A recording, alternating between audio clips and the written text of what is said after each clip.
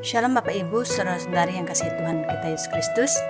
Renungan firman Tuhan pada pagi hari ini dalam Markus pasal 6 ayat 45 sampai 52. Dalam ayat 48, ketika ia melihat betapa payahnya mereka mendayung karena angin sakal, maka kira-kira jam 3 malam, ia datang kepada mereka berjalan di atas air dan ia hendak melewati mereka. Tema renungan kita, pertolongan datangnya dari Tuhan. Berbicara tentang pertolongan yang datang dari Tuhan, tentu saja setiap orang percaya memerlukan pertolongan Tuhan dalam kehidupannya.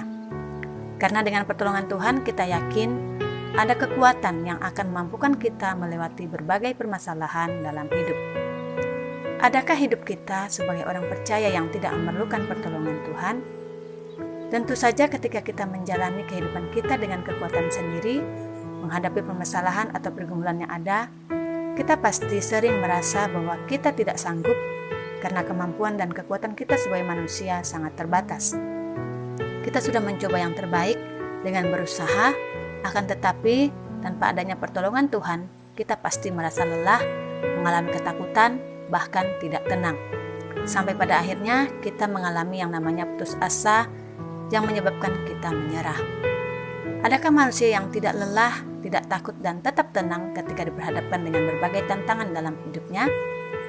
Jika kita mengandalkan diri kita sendiri, saya percaya rasa putus asa dan akan menyerah yang datang menghampiri hidup kita, bukan kekuatan, keberanian dan ketenangan. Maka dari itu, sebagai orang percaya, kita perlu mengikut sertakan Tuhan sebagai penolong dalam hidup kita, karena pertolongan datangnya dari Tuhan.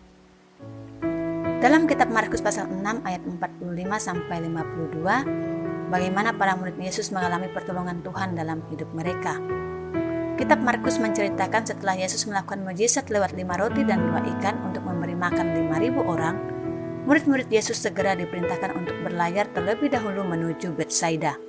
Sementara Yesus sendiri mengambil waktu pergi ke atas bukit untuk berdoa. Ketika para murid sudah sampai di tengah danau, muncullah angin sakal pada malam itu. Angin sakal adalah jenis angin yang berlawanan dengan arah perahu, bertiup datang dari depan. Bisa dibayangkan bagaimana mereka kepayahan mendayung kapal untuk melawan angin sakal tersebut. Di saat tengah malam sekitar jam 3 dan di saat mereka mungkin mulai kelelahan mendayung, datanglah Yesus dengan berjalan di atas air. Ayat 48 menyatakan, ketika ia melihat betapa payahnya mereka mendayung karena angin sakal, maka kira-kira jam 3 malam ia datang kepada mereka berjalan di atas air, dan ia hendak melewati mereka. Mungkin karena sempat kelelahan mendayung, konsentrasi mereka menjadi lemah, dan sempat kaget mengira bahwa yang mendatangi mereka adalah hantu. Mereka pun menjadi panik. Dalam ayat 49, ketika mereka melihat dia berjalan di atas air, mereka mengira bahwa ia adalah hantu. Lalu mereka berteriak-teriak. Tapi Yesus berkata, "Tenanglah, aku ini, jangan takut." Ayat yang ke-50. Begitu Yesus naik ke perahu mendapatkan mereka, dan angin pun redalah dalam ayat 51. Mereka pun bisa mendayung dengan tenang hingga sampai ke tujuan.